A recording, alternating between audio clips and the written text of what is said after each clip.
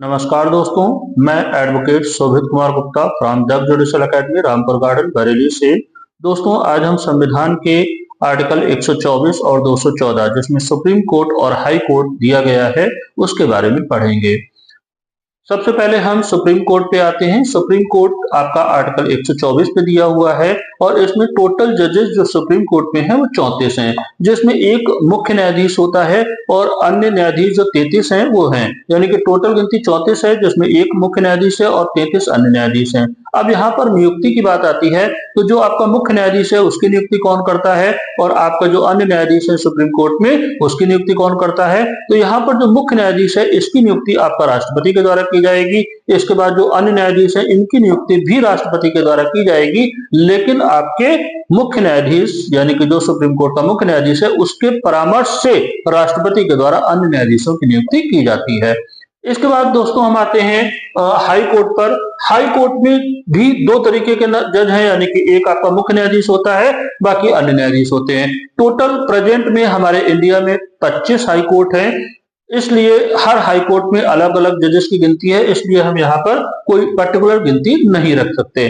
तो यहाँ पर हम नॉर्मली देखते हैं कि जो मुख्य न्यायाधीश है इसकी नियुक्ति कौन करेगा, तो इसकी नियुक्ति भी राष्ट्रपति करते हैं और आपके जो अन्य न्यायाधीश हाई कोर्ट के हैं इनकी नियुक्ति भी आपका राष्ट्रपति के द्वारा ही की जाती है। जैसे कि हम लोग जानते हैं कि कई बार क्या होता है कि हाई कोर्ट के जजेस की नियुक्ति के बारे में क्वेश्चन आता है प्रीलिम्स में, और वहां पर क्या करते हैं हम राज्यपाल लगा देते हैं। ये आंसर आपका बिल्कुल गलत हो जाता है, क्योंकि यहाँ पर चाहे आपके सुप्रीम कोर्ट के जज हो, चाहे मुख्य न्यायाधीश हो या अन्य न्यायाधीश हो, या हाई कोर्ट के मुख्य न्यायाधीश हो या अन्य न्यायाधीश हो, नियुक्ति हमेशा राष्ट्रपति ही करता है, यानी कि चारों जज की नियुक्ति राष्ट्रपति ही करता है। बस यहाँ पर परामर्श लेने की बात अलग अलग हो जाती है। जैसे कि हाई कोर्ट का मुख्य न्यायाधीश है, इसकी अगर नियुक्ति की जाएगी तो राष्ट्रपति के द्वारा जाएगी, लेकिन सलाह किससे ली जाएगी, तो उस स्टेट यानी कि जिस स्टेट के हाई कोर्ट के लिए अपॉइंट किया जा रहा है तो उस स्टेट के राज्यपाल के द्वारा परामर्श लिया जाएगा और सुप्रीम कोर्ट के मुख्य न्यायाधीश के द्वारा सलाह लेके ही आपके किसी भी हाई कोर्ट के मुख्य न्यायाधीश की नियुक्ति की जाती है।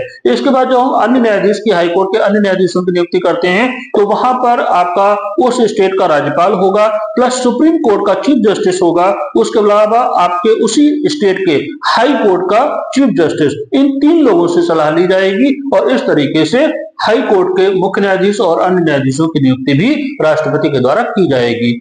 अब दोस्तों हम ये जानते हैं कि जो नियुक्ति आपके चाहे सुप्रीम कोर्ट हो या हाई कोर्ट हो, इन जजेस जो आपकी नियुक्ति की जा रही है जजेस की, तो वो आपके राष्ट्रपति के द्वारा की जा रही है। तो जब त्यागपत्र देंगे यानी कि रिजाइन देंगे, तो रिजाइन भी चाहे सुप्रीम कोर्ट का मुख्य न्यायाधीश हो या अन्य न्यायाधीश हो, रिजाइन किसको देंगे, राष्ट्रपति को ही, क्योंकि इन्हीं के द्वारा अपॉइंट किए गए तो इन्हीं को त्यागपत्र भी देंगे।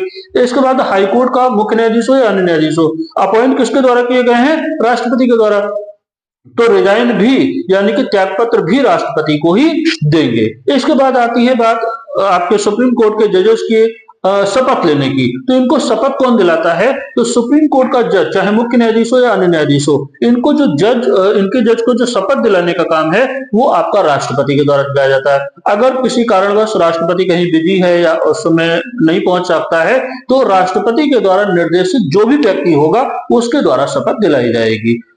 इसके बाद हम जब हाई कोर्ट के जजेस की बात करते हैं, चाहे वो मुख्य न्यायाधीश हो या अन्य न्यायाधीश हो, इनकी शपथ आपके राज्यपाल के द्वारा दिलाई जाती है और अगर राज्यपाल प्रेजेंट में मौजूद नहीं है या किसी कारणवश नहीं जा सकता तो राज्यपाल के द्वारा निर्देशित जो भी व्यक्ति होगा उसके द्वारा शपथ दिलाई जाएगी।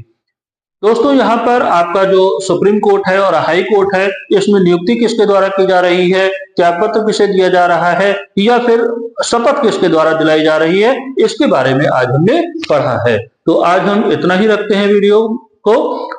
हमारे YouTube चैनल को लाइक कीजिए, सब्सक्राइब कीजिए, जिससे कि आगे का वीडियो आपको आसानी से प्राप्त हो सके। धन्यवाद।